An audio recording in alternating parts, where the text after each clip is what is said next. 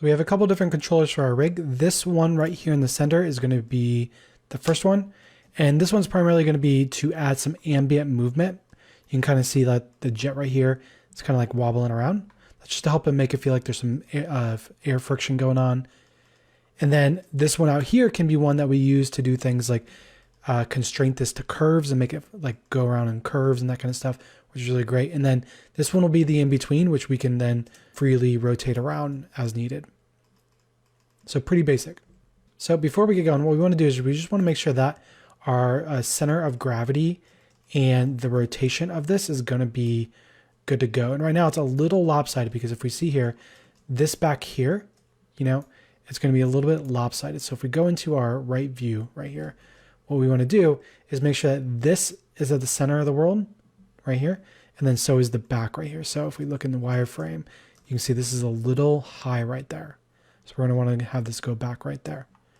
So what we'll do here is simply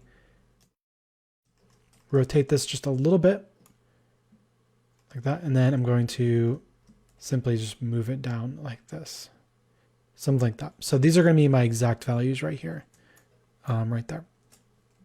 And then from here, what we're going to do is simply add in our first controller. So we're going to do it empty.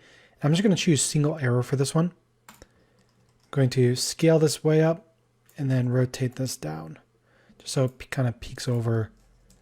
So I'm setting this to 90, and then we'll set all of this to something like 12. There we go. So that's something that we can easily grab it later. And then we're going to simply parent these two. So I'm going to select this, select that, and then so I'm shift selecting that second one right there. I'm going to control P and set the object. So now I can simply, you know, make this kind of wobble around like this and give it some friction. Next up, I have another empty. I'm going to drop in a cube.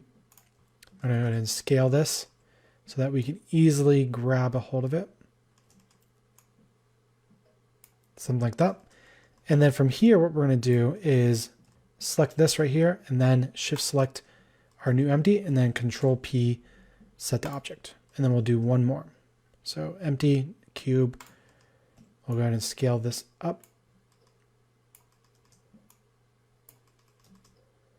Something right in there, just so we can easily grab a hold of it. And again, this will be one that we can attach to curves and all sorts of stuff. So we'll go ahead and select this right here. We'll shift select the other one. We'll control P, set the object. And there we go.